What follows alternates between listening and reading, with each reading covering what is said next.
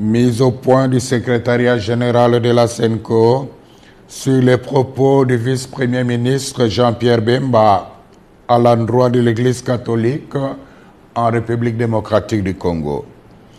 Le secrétariat général de la SENCO a suivi avec stupéfaction les propos ahurissants, discourtois et menaçants d'un ton martial du vice-premier ministre Jean-Pierre Bemba à l'endroit de l'Église catholique dans son interview à la radio Top Congo ce mardi 4 décembre 2024.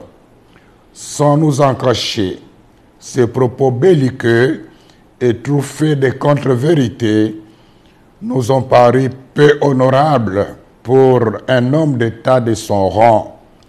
Nous trouvons particulièrement indécent de parler des politiciens en robe. Pour rappel, parlant de l'Église catholique, le ministre des Transports et Voies de Communication a commencé par affirmer que le président de la République a accordé à chacun des 47 diocèses la faveur de bénéficier d'un montant de 1 million de dollars pour la contribution des œuvres caritatives et de développement. Une première dans l'histoire de notre pays, s'est-il exclamé. Ensuite, il s'est interrogé si les ouvrages financés ont été réellement réalisés, insinuant par le fait même que les fonds octroyés pourraient avoir pris une autre destination. Nous comprenons bien l'ironie cachée derrière une interrogation apparemment innocente. Nous déplorons cette sortie médiatique émaillée d'allusions, d'attaques et de procès d'intention contre l'Église catholique en République démocratique du Congo. Nous sommes affligés de constater que M. Bemba ne maîtrise pas les dossiers des projets financés par le Trésor public à la demande du chef de l'État. Au nom de la sagesse élémentaire, il aurait intérêt à s'informer davantage avant de prendre publiquement la parole. Revenons aux faits.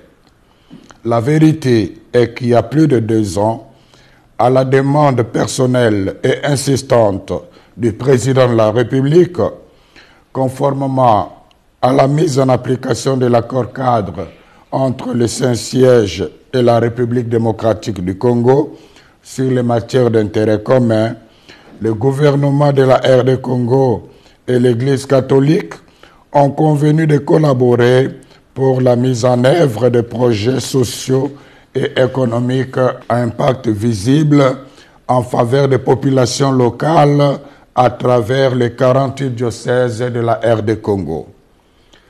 Sans jamais avoir été demanderesse, et surtout dans le souci de rendre service à la population, de bonne foi, l'Église s'est engagée.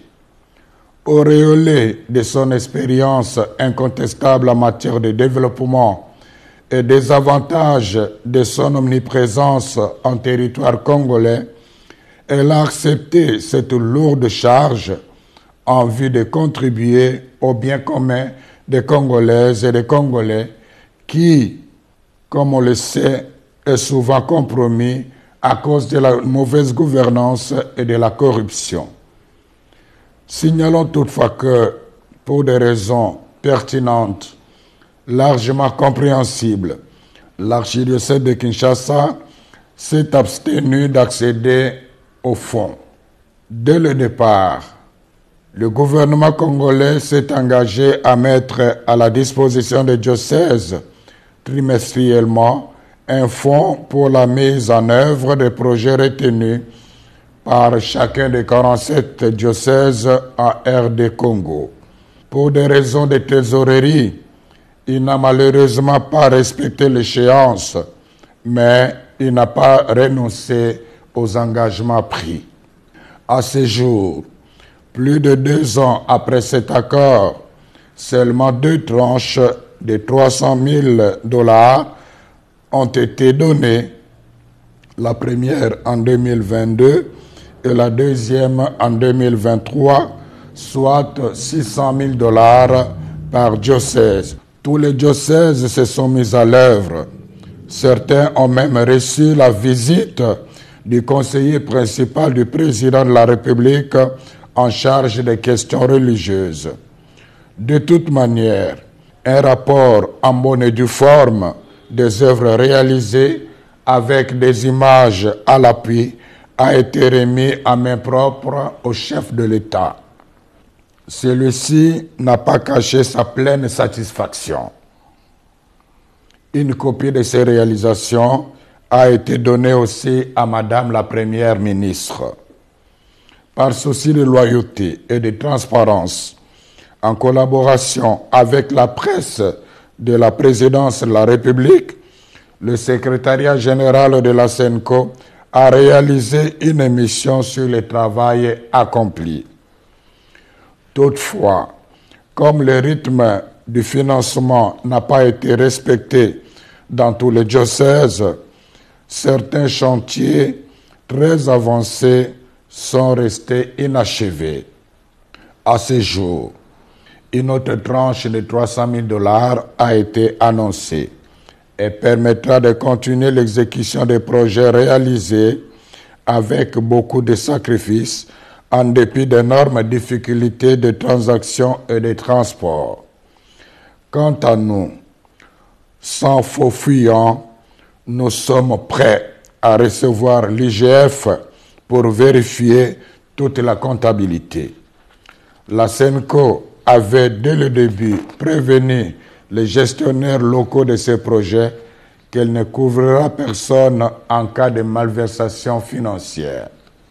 Nous demandons au vice-premier ministre Jean-Pierre Bemba de rendre publiques les preuves de ces allégations de $1 million mises à la disposition de chaque diocèse.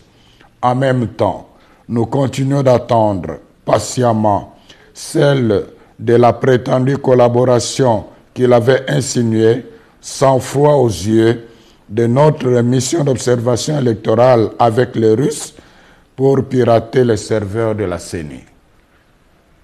Qui, dans ces pays, ne sait pas que l'Église catholique, sans l'aide de l'État congolais, dépense chaque année des fonds immenses pour réaliser les œuvres d'utilité publique comme les écoles, les hôpitaux, les routes, les ponts, les hommes de vieillards, les orphelinats, etc.